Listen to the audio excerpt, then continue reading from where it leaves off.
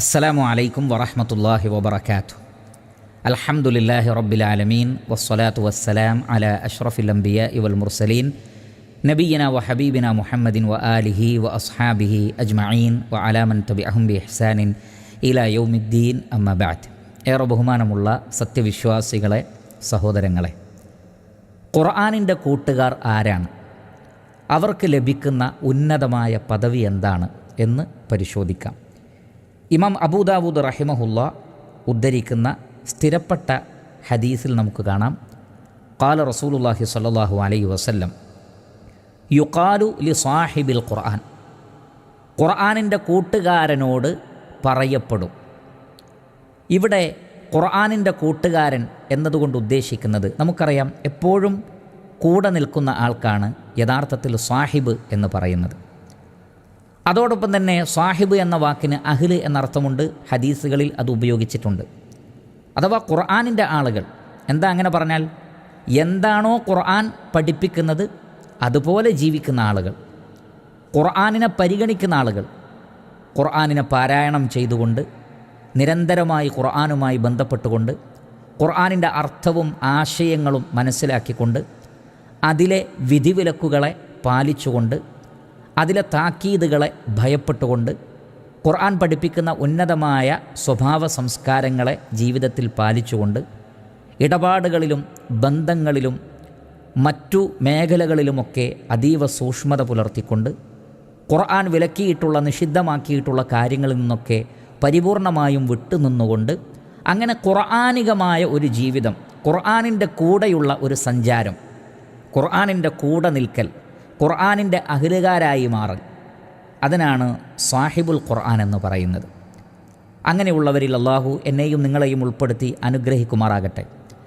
അങ്ങനെയുള്ള ഖുർആനിൻ്റെ സാഹിബുകളായി കഴിഞ്ഞാൽ ഖിയാമത്ത് നാളിൽ അവരോട് പറയപ്പെടും, ഇഖ്റ, നിങ്ങൾ ഖുർആൻ പാരായണം ചെയ്യുക, വർത്തഖി, എന്നിട്ട് സ്വർഗത്തിൻ്റെ ദറജകളിൽ നിങ്ങൾ കയറിപ്പോവുക, വറത്തിൽ, സാവകാശത്തിൽ നിയമപ്രകാരം നല്ല നിലക്ക് ഖുർആൻ പാരായണം ചെയ്യുക, കമാ കുൻത തുറത്തിലു ഫിദ്ദുനിയ, ദുനിയാവിൽ വെച്ച് സാവകാശം നിങ്ങൾ ഖുർആൻ നിയമങ്ങളനുസരിച്ച് പാരായണം ചെയ്തതുപോലെ. അപ്പോൾ ഇവിടെ ഹദീസിൻ്റെ ഈ ഭാഗം മനസ്സിലാക്കി തരുന്നത്, ഒന്ന്, നിരന്തരമായി ഖുർആൻ പാരായണം ചെയ്യുന്നവരായിരുന്നു അവർ ദുനിയാവിൽ. അതാണ് കമാ കുൻത തുറത്തിലു ഫിദ്ദുനിയ എന്ന് പറഞ്ഞത്. അവർ ദുനിയാവിൽ വെച്ച് ഖുർആൻ ഓതുന്നവരായിരുന്നു. അതുകൊണ്ട് പ്രിയപ്പെട്ട സഹോദരങ്ങളെ, നിരന്തരമായി ഖുർആൻ ഓതുന്നവരായിരിക്കണം നമ്മൾ. റമളാനിൽ അതിൻ്റെ അളവ് വർദ്ധിക്കുന്നു എന്നല്ലാതെ റമളാനിൽ മാത്രമാണ് ഖുർആൻ പാരായണമെന്ന് ആരും ധരിക്കരുത്.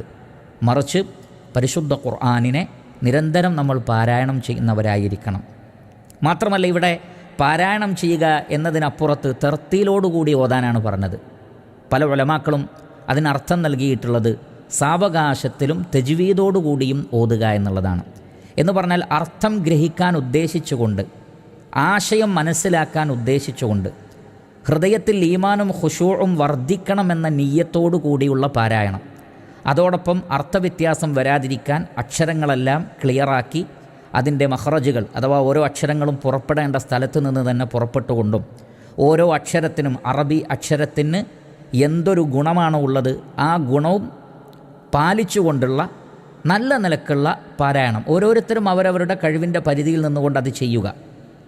ഇങ്ങനെ ഖിറാഅത്തിൽ ഇത് രണ്ടും പാലിക്കുകയും അതോടൊപ്പം ഖുർആനിൻ്റെ അധ്യാപനങ്ങൾക്കനുസരിച്ച് ജീവിക്കുകയും ചെയ്താൽ ഖിയാമത്ത് നാളിൽ അവരോട് പറയുന്നത് വർത്തഖി എന്നാണ്. ഖുർആൻ പാരായണം ചെയ്ത് ഓരോ ദറജകളിലേക്ക്, ഉയരങ്ങളിലേക്ക് കയറിപ്പോയിക്കോളൂ എന്നാണ്. ജന്നാത്തുൽ ഫിർദൗസിലേക്ക് കയറിപ്പോയിക്കോളൂ. പക്ഷേ ഫഇന്ന മൻസിലക ഇൻദ ആഖിരി ആയത്തിൻ തഖറഉഹ, നിൻ്റെ മൻസിൽ, നിൻ്റെ വീട്, സ്വർഗത്തിലെ നിൻ്റെ ഭവനം, വാസസ്ഥലം, നീ ഓതി അവസാനിപ്പിക്കുന്ന ആയത്ത് എവിടെയാണോ അവിടെയായിരിക്കും. എന്ന് പറഞ്ഞാൽ ഖുർആൻ മാക്സിമം ഹിഫ്ളാക്കുക എന്നർത്ഥം. കാരണം എത്രയാണോ ഒരാൾക്ക് ഓതാൻ കഴിയുന്നത് അത്രയും ദറജകൾ അയാൾക്ക് വർദ്ധിപ്പിച്ച് ലഭിക്കുന്നതാണ്. അതുകൊണ്ട് തന്നെ ഹിഫ്ളാണ് ഇവിടെ ധാരാളം ഉലമാക്കൾ പറഞ്ഞിട്ടുള്ളത്. ഖുർആനിലെ ഹിഫ്ളാണ് അതുകൊണ്ട് ഉദ്ദേശിക്കുന്നത്. അപ്പോൾ സാഹിബുൽ ഖുർആൻ എന്ന് പറഞ്ഞാൽ ഖുർആനിൽ ഹിഫ്ളുള്ള ആളുകളാണ്. അത് മുഴുവൻ ഹാഫിളീങ്ങളാണെങ്കിൽ അവർക്ക് ഏറ്റവും വലിയ ദറജയിലെത്താൻ കഴിയും.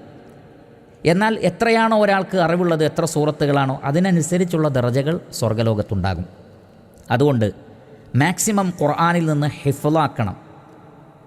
ആ ഹിഫ്ളിനുള്ള ശക്തമായ പ്രേരണ ഈ ഹദീസിലുണ്ട്.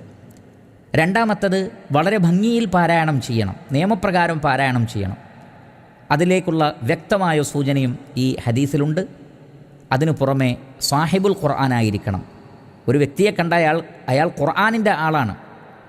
ഒരു വ്യക്തിയെ കണ്ടാൽ അയാൾ ഖുർആനിൻ്റെ ആളാണ് എന്ന് പറയാവുന്ന രൂപത്തിൽ നബി സല്ലല്ലാഹു അലൈഹി വസല്ലമയെ സംബന്ധിച്ച് ആയിഷ റളിയല്ലാഹു അൻഹ പറഞ്ഞതുപോലെ കാന ഖുലുഖുൽ ഖുർആൻ, നബി സല്ലല്ലാഹു അലൈഹി വസല്ലമയുടെ സ്വഭാവം എന്ന് പറഞ്ഞാൽ ഖുർആനായിരുന്നു എന്നതുപോലെ ഖുർആനിൻ്റെ ആളുകളായി തീരണം. ഈ അവസ്ഥകൾ നമുക്കുണ്ടെങ്കിൽ സ്വർഗത്തിൻ്റെ ഉയരങ്ങളിൽ, ഉയർന്ന ദറജകളിൽ, ജന്നാത്തുൽ ഫിർദൗസിൽ എത്തിച്ചേരാൻ നമുക്ക് സാധിക്കും.